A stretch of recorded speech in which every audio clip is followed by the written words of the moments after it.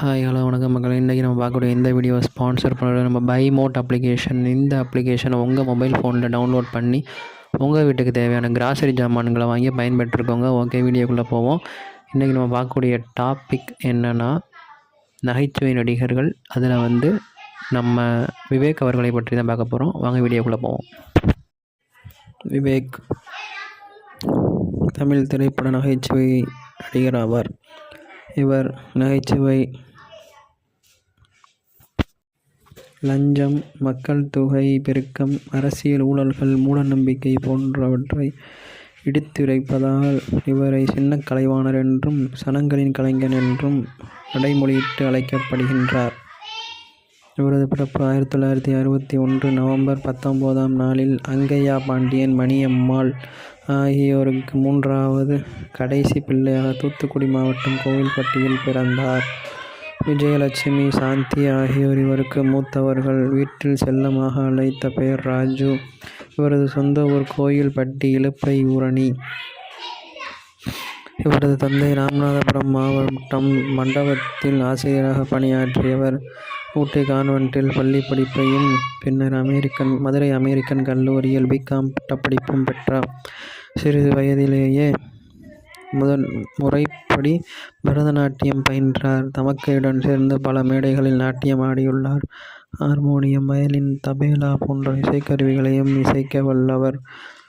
மதுரை அஞ்சல் தந்தி அலுவலகத்தில் பணியாற்றிய போது மதுரையில் நடைபெற்ற பரதநாட்டிய போட்டி ஒன்றில் பங்கேற்றார். சென்னையில் நடந்த இறுதிப் போட்டியில் கலகேந்திரா கோவிந்தராஜன் மூலம் கே. பாலச்சந்தரிடம் அறிமுகம் கிடைத்தது. இவரது நடனத்தையும் மிமிக்ரியையும் பார்த்த பாலச்சந்தர் தனது மனதில் உறுதி வேண்டும் படத்தில் நடிக்க சந்தர்ப்பம் கொடுத்தார். அதன் பின்னர் சென்னை தலைமை செயலகத்தில் பணி கிடைக்க கோடம்பாக்கத்தில் குடும்பத்துடன் குடியேறினார்.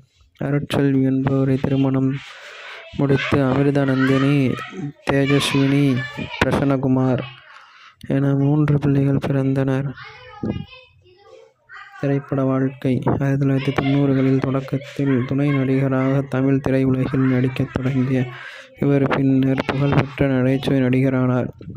பெரும்பாலும் திரைப்படங்களில் கதை நாயகனாக, நண்பனாக வேடம் ஏற்று நடித்துள்ளார். சிந்திக்க வைக்கும் கருத்துக்களை பரப்புவதற்காக இவரை பாராட்டப்பட்டாலும் இவர் பேசும் இரட்டை பொருள் பதிந்த வசனங்களுக்காக விமர்சிக்கப்படுவதும் உண்டு. புது அர்த்தங்கள், மின்னலே, பெண்ணின் மனதை தொட்டு, ரன், நம்ம வீட்டு கல்யாணம், தூள் முதலிய படங்களில் இவரது நகைச்சுவை நடிப்பு வெளிவந்த குறிப்பிடத்தக்க திரைப்படங்களாகும். புது அர்த்தங்கள் படங்கள் இவருக்கு பேசிய இன்னைக்கு செத்தா நாளைக்கு பால் என்ற வசனம் இவரை பிரபலமாக்கியது. இந்திய அரசு வழங்கிய 2009ஆம் ஆண்டு பத்மஸ்ரீ விருது இவர் பெற்றார்.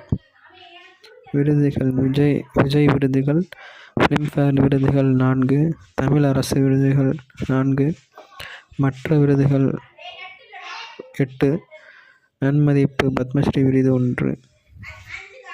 1980களில் 2 படங்கள், 1990களில் 15 படங்கள், 2000ஆம் ஆண்டு கிட்டத்தட்ட 2010 வரை 100 படங்கள் நடித்துள்ளார். 2010ஆம் ஆண்டு முதல் 2015ஆம் ஆண்டு வரை 20 படங்கள் நடித்துள்ளார். இவர் கந்தா, 4ஆம் முறை, கடமை கண்ணியம் கட்டுப்பாடு, நல்வரவு, சித்திரம், வழிப்போக்கன், இத்தனை நாளாய் எங்கிருந்த, இளமை, இதோ இதோ, சொல்லி அடிப்பேன் போன்ற படங்களில் தயாரிப்பில் ஈடுபட்டுள்ளார். இவர் 16 ஏப்ரல் 2021 அன்று மாரடைப்பால் காரணமாக சென்னை வடபழனியில் உள்ள ஒரு தனியார் மருத்துவமனையில் அனுமதிக்கப்பட்டார். ஆனால் சிகிச்சை பலனின்றி 17 ஏப்ரல் 2023 அதிகாலை 4:30 மணிக்கு காலமானார்.